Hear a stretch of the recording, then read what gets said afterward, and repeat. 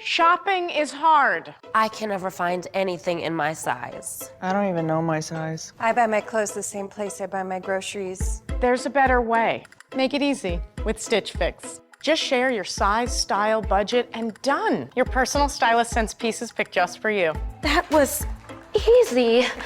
Stitch Fix. Online personal styling for everyone. Free shipping and returns. No subscription required. Get started today at stitchfix.com. Today's episode is brought to you by SalesCred Pro, the strategic resource for B2B sales that fortifies your credibility and accelerates the trust building needed for building successful business relationships. Get your free 7-day trial now at salescred.com/PRO. Welcome to the Manage Smarter podcast with hosts C. Lee Smith and Audrey Strong. We're glad you're here for discussions on new ways to manage smarter, hire, develop, and retain talent, improve results, and propel team performance to new heights. This is the Manage Smarter podcast. Our guest today, Lee, says there's a difference between a sage brain and a saboteur brain. I love both those terms, but I want to know what they are, don't you? Oh, absolutely. And I think we've all seen it. We just didn't know what labels to apply to it or how to identify it, beforehand. Unfortunately, we can identify it, once damage has already been done, but the power lies in being able to identify that before it gets to be a problem. Yeah, I think we all like to say we're sage, but we probably are really saboteur and just don't know it. So she's going to explain that to us today. Welcome to Manage Smarter, everyone. I'm Audrey Strong, Vice President of Communications here at Sales Fuel. And I'm C. Lee Smith. I'm the CEO and founder of Sales Fuel. And oh, what a guest we have today. Wendy Swire is here. She brings more than 20 years of expertise in executive and leadership coaching, organizational change management, and leadership consulting. She works with Fortune 50 senior executives as well as governmental and international organizations as well, specializing in teaching techniques for the rewiring of the brain to provide increased adaptability, resiliency, and cognitive fitness. Fantastic. Her background as a former Wall Street banker and training as a diplomat makes her uniquely qualified to coach a diverse list of clients, including global audiences and leaders at all levels. We are very fortunate to have 20 minutes with you today, Wendy. Thank you for coming. Thank you, Audrey and Lee. I'm delighted to be here. It's a real privilege. And I also, as I was saying to you all, I come from a family of people in sales. And so it is a world and an audience that I greatly appreciate. Thank you for being here, for having me. That's great. All right. So sage versus saboteur. Go ahead and lay it on us, because that's... Absolutely. So what I like to tell my clients, the most important conversation you're going to have today is the conversation. It's not with your clients. It's not with the people you're trying to sell to. It's not even the conversation you're going to have with your family at dinner tonight. The most important conversation you're going to have is the one between your ears. It's the conversation you're going to have with yourself. And what I mean by that is, are you having conversations that put you at your best self? And that is your sage. And actually what we have learned is, because of cutting edge research in brain science and other really interesting, cognitive behavioral therapy, as well as other methodologies, what we have learned is that you need to train yourself, because you will automatically go into what we call the saboteur brain. This is the part of the brain that will automatically create you as someone who will judge yourself and judge others, be very critical. You may have known this, Audrey, as your inner critic, your inner gremlin, but really what we've learned is that actually there's a part of your brain that really is called the saboteur, and it really is the one that will make you be very critical, that puts you under stress, that doesn't let you do your best thinking. You're not empathetic. And if you can train yourself through what the technique I use is positive intelligence, mental fitness, you are able to move to what we call the sage brain. And they're actually different parts of your brain, which is really kind of cool. So is this where imposter syndrome comes from? Yes. Yes. Mm. So what is that process that you do to rectify this that you just mentioned? Sure. So it's a it's a kind of a 3-point process. The first is, you've got to recognize when that voice is happening. When are you being kind of judge yourself? So for example, let's say you have a call and it didn't go well. Are you mad at yourself? For how long are you kind of beating yourself up, right? Something you're not satisfied. So first thing is you must have the self-awareness to know that it's happening. And if you can, your audience, there's a saboteur assessment that you can take. And you'll see that on the landing page for your audience. But you will recognize that you have a judge, but you also have 9 accomplice saboteurs. You could be a people pleaser. You can be a stickler. You can just be a perfectionist. You can be a hyperachiever. There's many other of these voices and these inner critics that you've got to be able to recognize. Once you do that, the next step is you pause and you actually do something that is gets you into your physical. It has to be a physical sensation to stop the pattern. That can be something as easy, Lee and Audrey, as wiggle your toes, rub your fingers together. Here's one we all learned from Grandma and Grandpa: take a deep breath. These are physical things that actually allow you to move into the sage brain. 3-step process. It is no different than physical fitness. You got to train your brain and your mind to do it. So I had a executive coach, and what I would see him do is I would see him tap his fingers together like this. And that led me then that my little mind hack is that I will tap the desk that I'm sitting at or whatever to create that sensation in my fingers. So to help, when I recognize, and that's the hardest part, or at least it was for me anyway, is recognizing when that negative self-talk was being destructive and try to get myself out of that destructive loop, if you will. And that was the hardest part. So what kind of tips can you provide to people to help identify that they're doing that to themselves? Yeah, I absolutely love that. And I love the fact you tapped your fingers. That's exactly what we want to do to interrupt the pattern. Well, the first thing, the question I have for you, Audrey and Lee, is pain good for you? Sure, pain is good for you for 1 second, right? It's a warning system to your body that something is wrong. So for example, my saboteurs are: I'm a hyperachiever, which I love I love success. I'm ambitious. I think your listeners are as well. I also am restless. I get bored. I like new, shiny things. What's new? And I also like a lot of control. So those are if you take the assessment, which I hope everyone does, those are my profile. These aren't bad qualities though. So if I, for example, something's happening and I'm like, ooh, I feel the need for control. It is no different. What we say is if you put your hand on a hot stove, that's a warning sign for a second. If you leave your hand on the hot stove, that's not good. It's the leaving of your hand on the stove that can be the issue. So I would say when you recognize it, if you're in that mode for more than a second, it's a warning system. Hey, I need to control something. I need to be a little bit more vigilant. I need to keep up working, or whatever it is, right? If it's in there more than a second or two, then you are in the saboteur brain. But as a warning, it's not bad. So it's how long you're in it that is really what I'm interested in. So I have a question. Of the qualities you listed, of the 9 or 10 saboteur brain qualities, like you said, being ambitious, I don't view that as a negative. But when you say hyper ambitious is, so it's all spectrum. Yeah. So it's when you go too far. Correct. Yeah. So what are the qualities on the sage side? Is it just the opposite of the 9 listed on the saboteur side? Or so what are if you say find your best self, what are the qualities on the sage side? Yeah, to train yourself. And by the way, this doesn't happen automatically. I'll tell you a quick story. So there's nothing wrong with being a high achiever. It's when you become a hyperachiever. Okay. So being achievement oriented is very much a sage quality. It's wonderful. It's when you're never satisfied that it takes over. So for example, I'll never forget, I was a professor. I wrote a book. I finished the book on Friday. I was very proud of it. On Monday, someone asked me, are you writing another book? Yeah. I had just finished. I had just caught up on sleep. On Monday said, well, what's your next book? And I remember thinking, oh gosh, I have to start thinking about my next book. That was the saboteur taking over. That's the distinction, right? Versus, okay, you know what? I just achieved this and I'm proud of it. Let's get back to your question, Audrey. Once you've made the shift, the beautiful thing is that there are 5 sage powers that you want to move to.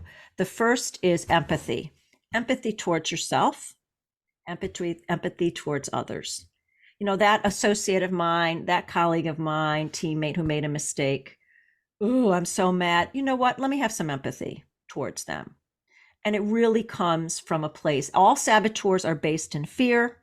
And all sage is much more kindness and love and empathy, all the qualities, all the good stuff we want more of in our life, that different part of your brain. Empathy is my favorite, and particularly to yourself. We beat ourselves up so much. We're very cruel to ourselves. Can we be kinder to ourselves? That's Sage Power 1. The second is to, what I say, explore, get really curious. So you're on a sales call, it didn't go well. What happened here? What questions could I ask differently? Why did that happen? How can I explore? Move into your superpower of being fanatically curious. And I would call that, be like a fascinated anthropologist. Let me understand it. That's number 2. 3 is innovate. Let's get really creative about innovation. And there's some techniques there we can do. The 4th is tie into your larger purpose. Your navigate power. What's the most important thing in your life? What's your North Star? Okay. So if something is, you've got that saboteur, let me just back up. Will this matter? This is kind of what my parents used to say. Would it matter in 30 years, in 5 years, in a month? You just get tied into your values. And the final power of Sage it's called activate, which is you take calm, clear, focused laser attention, like a Jedi. So I'm a Star Wars fan. My boys, we watch a lot of Star Wars. When they're coming after you, Darth Vader, you're not, we don't see Luke and Leia all freaked out and all nervous. They're calm. They take action. They're laser focused, but it's an energy. The energy is Sage. The energy is not Saboteur. I hope that helped. Yeah. So I wanted to ask a question about that book. It's called Anytime Coaching. And so this is Manage Smarter, and we have a lot of salespeople and sales managers in our audience then. What kind of tips can you give for sales managers to be better at coaching and developing their sales staff? Oh, yeah, absolutely. You all know what to do. Your saboteurs get in the way. We need, in my book, there's 5 simple it's a simple model. I believe anyone can learn to coach. I went to the Georgetown coaching program and hundreds of hours. You don't need that. There's simple things. You need to be able to ask questions, inquire. You need to be able to observe your customers. Don't jump in. We know you have great ideas. You don't want to be, we call it addicted to being right. We don't want to do that. Just really ask questions, slow down, observe. And here, this really ties to observe yourself. Are your saboteurs there in the room? Is the saboteurs on the Zoom call or with the client you're trying to sell to, or is it your Sage? And if you're in Sage, your customers are going to know it. Mm-hmm. So I'd rather be rich than be right. Right. That's right. What about managing your team internally, not your prospects or your clients? Well, it's no different, right? I mean, For me, people are people. Okay. People are people. And that internal team, we start with, how are you doing? How do you feel about them? All right. And in the book, I tell the story of the turnaround manager. I mean, I did research and interviews. My co-author and I did interviews for the book. And we interviewed what we call these wonderful managers and leaders. And many were in sales, but they didn't call themselves coaches, but they were doing the coach-like behavior. And what happened is, let's say there was an employee that was on the team, not doing well, not meeting quota. People are just kind of dismissing them. A new manager would come in and didn't know any of the background, didn't have those prejudices, didn't have those biases, nor did they have saboteur. They weren't judging the person. And let's look at your skills. What are you good at? How do you like to sell? And they saw they could bring out the best in the person because they observed with a fresh set of eyes. And that's really the key. It's the fresh set of eyes, which is Sage, explore, power.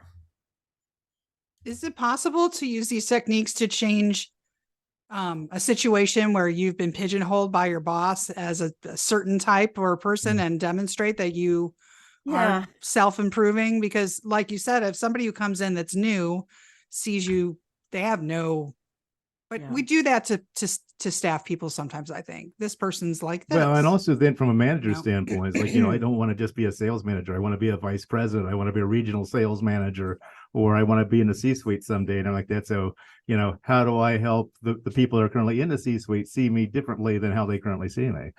Yeah, I think being a manager is the way we managed before doesn't work with today's workforce. I think people are looking for, I mean, let's go back to your question. Can you manage up, essentially? Right. Right. How do you manage up? Yes. This is, which is a whole topic. We can have another conversation about techniques to manage up.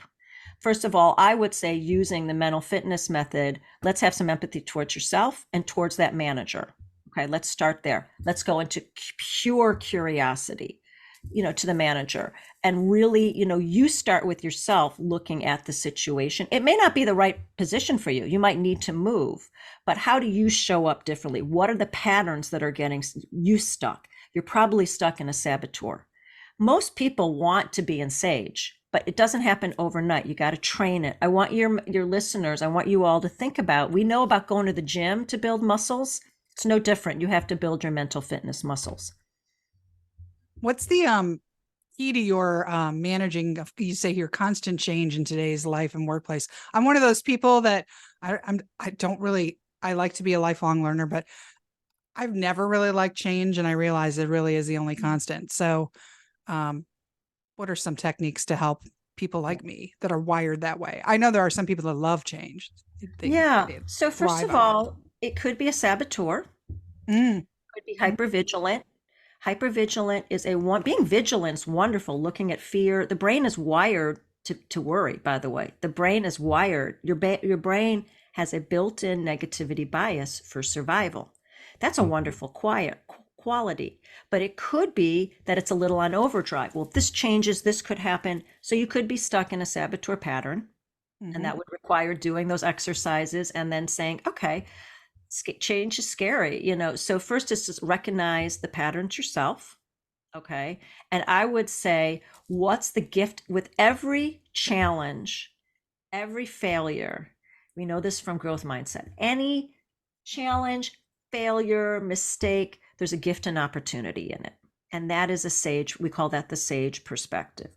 What is the gift and opportunity? If this doesn't work out, what have you learned? If this change happens, there's a gift and opportunity, and that requires, there's lots of wonderful ways to get there. But I really, looking at my life, my success, everything I thought that I didn't do well has been turned out to be a tremendous gift and opportunity of learning, of growth, of perseverance, I've met some new people that put me in a different field. So different parts of my field. So you never know. Yeah, no, I love that. And that's my true. my last question for you is the talk about the saboteur brain immediately makes me think about people who have trust issues. Maybe it's due to past trauma or whatever the case may be there. What's your advice for dealing with people then that, just can't bring themselves to trust what you're saying, what your motivation is, anything like that? Yeah, a lot of people, Lee, are living in that fear state. Pressures, society, economics, technology. There's a lot, and I really have a lot of empathy in that case. If people really can't have trust issues, I think that could be a trauma issue, could be a thing in the past. And if you can't build trust, you do everything you can, but you do the best you can in that situation, whether it's a client, a boss, a teammate. And I do believe that exactly what you said, sometimes people just can't do it. It's not you. I always tell my clients, Q-tip, quit taking it personally. It's not. I love that. Yeah. Well, it's swiresolutions.com and you're Wendy Swire, and everybody, it's SWIRE, not the Y. Correct. And you've got a website that you want folks to go to and Sure. Reach out to you. And yeah, let me share that. So thank you so much. This has been so much fun. If you are interested, and I don't know if there's show notes, but if you're interested, okay, perfect. This will be in the show notes. We have a special page for listeners where you can take that saboteur assessment for free. It takes about 5 minutes. Also, you can, my company's there and there's some other resources there. And again, I'm here, I'm a servant leader. I'm here to be in service. So stay in touch. HTTPS with all those slashes, swiresolutions.com. So swiresolutions.com /manage smarter podcast. If you go there, you'll be able to take the assessment. And I love it. I can't wait to take it. I got to get on there and take it. Lee, you too. Thank you, Wendy. This has been great. We appreciate you coming on. Oh, thank you. It was so much fun. I really enjoyed it. Thanks for listening. If you enjoyed the show, please rate and recommend on iTunes, Overcast, or wherever you get your podcasts. You can also get more great information at salesfuel.com.